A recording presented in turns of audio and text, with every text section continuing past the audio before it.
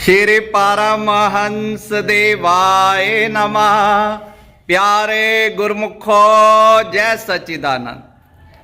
हर इंसान कर्म से बंधा हुआ है, कोई ना कोई कर्म सब कर रहे हैं। कोई जीविका उपार्जन के लिए दिन रात मेहनत कर रहे हैं, पर भगवान कहते हैं जो कर्म निष्कामता से किया जाता है, भगवान को समर्पित करके वो सेवा बन जाती है।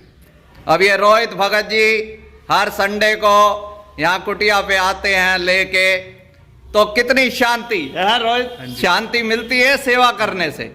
कर्म तो सब कर रहे हैं। अब हमारे घर में कोई उत्सव होता है तो हम कितने उत्साह से कर्म करते हैं, खुशी देता है वो कर्म। और वैसे कोई जबरदस्ती काम करना पड़े तो क्या होता है, आदमी थोड़ा बोझिल मन से, थकावट से। स्वामी विवेकानंद जी जा रहे थे तो रास्ते में एक मंदिर बन रहा था, तो श्रमिक लगे हुए थे। स्वामी जी ने एक से पूछा, भैया क्या कर रहे हो, कैसे? वो थोड़ा चिड़चिड़े स्वभाव का कहने लगा, देख नहीं रहे गधे की तरह जूते हैं, हमारी कोई किस्मत है, सारा दिन ऐसे हमारा जीवन ऐसे ही बीत गया है।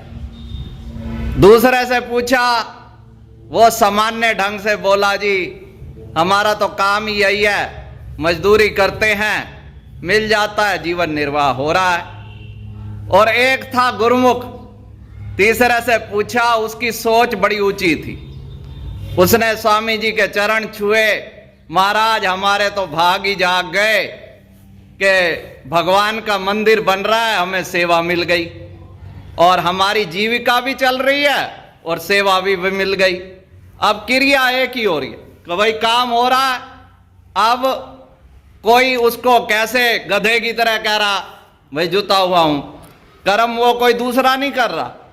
तो ये भाव बदलने से हमारा जो कर्म है वो सेवा बन जाती है, हर दिन उत्सव की तरह।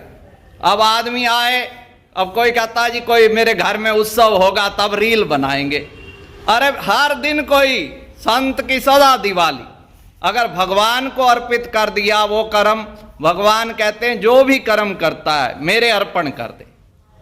तो हमारा सेवकों का यही धर्म है, जो भी सेवा करे निष्कामता से। अगर कोई सकामता भी है तो भी उत्साह से करे। भगवान जी हमारे सारी इच्छाएं कहने से पहले ही पूरी कर देते हैं। तो भगवान जी के समर्पित होकर सेवा करते जाना है और सदा गाना है, श्री परमहंस शरणम गच्छामि।